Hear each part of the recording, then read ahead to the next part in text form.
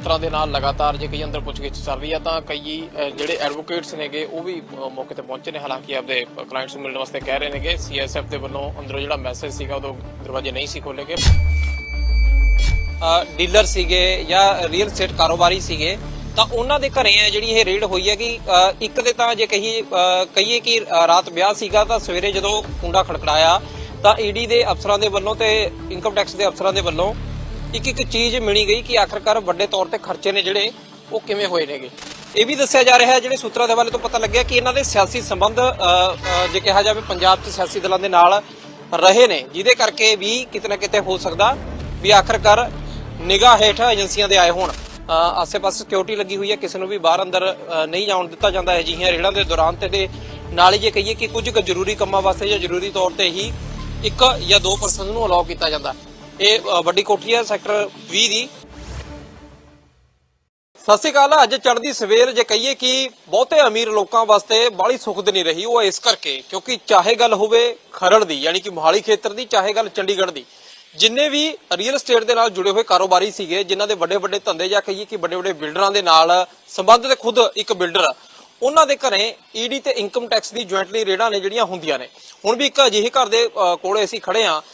ਕਿਹਾ ਤਾਂ ਹੁਣ ਤੱਕ ਇਹ ਜ਼ਿਆਦਾ ਸੀ ਕਿਉਂਕਿ ਇਹਦੇ ਵਿੱਚ ਸਪਸ਼ਟ ਜਾਣਕਾਰੀ ਆਮ ਤੌਰ ਤੇ ਜਦੋਂ ਈਡੀ ਜਾਂ ਇਨਕਮ ਟੈਕਸ ਦੀ ਕੋਈ ਰੇਡਾਂ ਹੁੰਦੀਆਂ ਨੇ ਉਹਦੇ ਵਿੱਚ ਸਪਸ਼ਟ ਜਾਣਕਾਰੀ ਕੋਈ ਨਿਕਲ ਕੇ ਸ਼ੁਰੂਆਤੀ ਦੌਰ 'ਚ ਨਹੀਂ ਆਉਂਦੀ। ਕਾਹਲੀ ਦੇ ਵਿੱਚ ਕੋਈ ਜ਼ਿਆਦਾ ਗੱਲਾਂ ਕਹੀਏ ਉਹ ਤੋਂ ਬਿਹਤਰ ਇਹ ਆ ਵੀ ਜਿਹੜੀ ਹੁਣ ਤੱਕ ਦੀ ਸਿਚੁਏਸ਼ਨ ਇਹ ਆ ਕਿ ਤਕਰੀਬਨ 4-5 ਵਜੇ ਦੇ ਕਰੀਬ ਹੈ ਜਿਹੜੀ ਸਵੇਰੇ ਰੇਡ ਹੁੰਦੀ ਹੈ ਤੇ ਪ੍ਰਾਈਵੇਟ ਗੱਡੀਆਂ ਦੇ ਵਿੱਚ ਈਡੀ ਅਤੇ ਇਨਕਮ ਟੈਕਸ ਦੇ ਅਫਸਰ ਪਹੁੰਚਦੇ ਨੇ ਤੇ ਅਜਿਹੀ ਇੱਕ ਘਰ ਦੇ ਕੋਲੇ ਖੜੇ ਆ। ਸੈਕਟਰ 20 ਦਾ ਘਰ ਹੈਗਾ।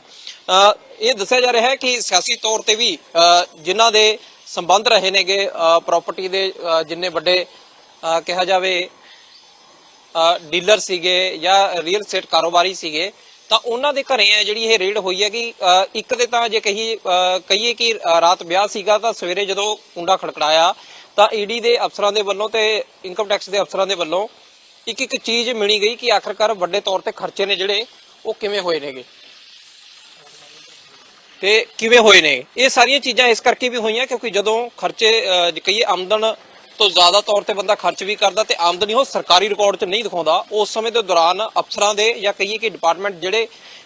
ਤੁਹਾਡੀ ਇਨਕਮ ਨੂੰ ਲੈ ਕੇ ਬਣੇ ਹੋਏ ਨੇ ਉਹ ਆਖਰਕਾਰ ਛਾਣਬੀਣ ਸ਼ੁਰੂ ਕਰਦੇ ਨੇ ਕਿ ਕਿੰਨਾ ਪੈਸਾ ਇਹਦੇ ਕੋਲ ਖੁਦ ਦੇ ਕੋਲ ਹੈ। ਜੇ ਗੱਲ ਕੀਤੀ ਜਾਵੇ ਕਿ ਜਿਹੜੀ ਹਜੇ ਵੀ ਟੀਮਾਂ ਨੇਗੀਆਂ ਉਹ ਅੰਦਰ ਹੀ ਨੇਗੇ ਮੌਜੂਦ ਘਰ ਦੇ ਤੇ ਖਾਣਾ ਹਾਲਾਂਕਿ ਪਹੁੰਚਾਇਆ ਗਿਆ। ਸਟਾਰਟਿੰਗ 'ਚ ਤੁਹਾਨੂੰ ਦਿਖਾ ਦਈਏ ਕਿ ਜਿਹੜਾ ਇਹ ਗੇਟ ਖੁੱਲਿਆ ਸੀ ਇਹਦੇ ਨਾਲ ਹੀ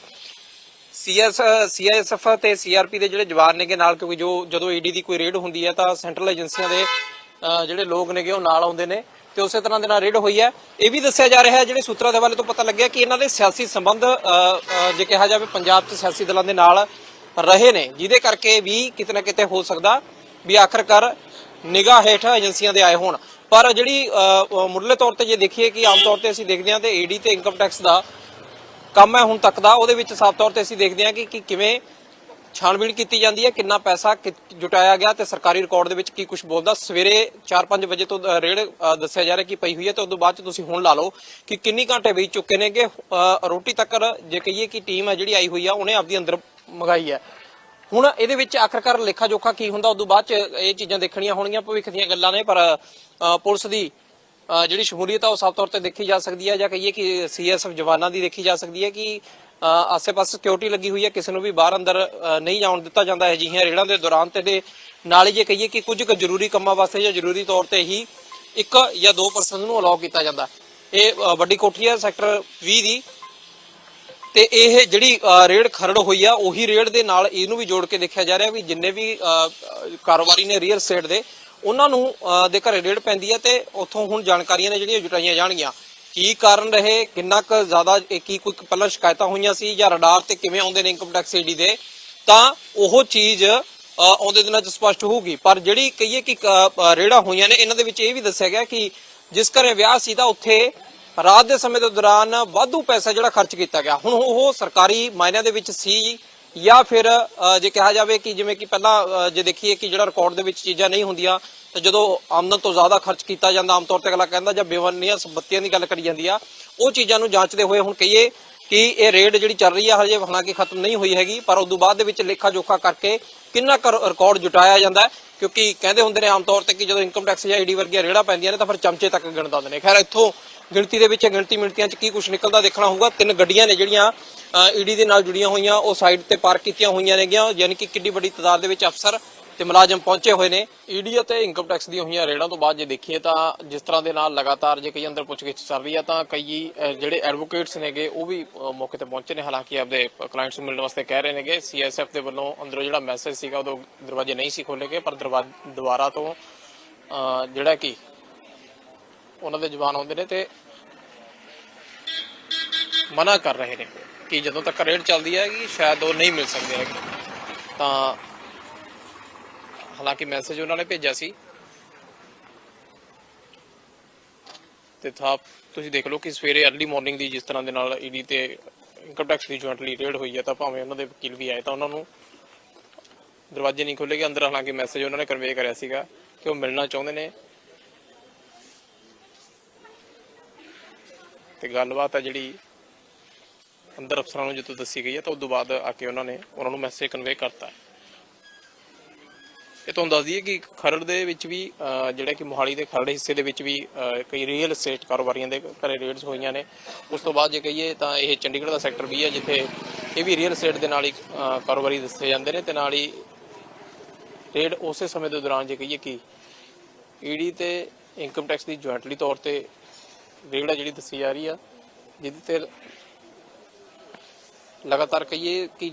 ਸਵੇਰ ਤੋਂ ਹੀ ਜਿਸ ਤਰ੍ਹਾਂ ਦੇ ਨਾਲ ਅੰਦਰ ਜਿਹੜੀ ਪੁੱਛਗਿੱਛ ਤੋਂ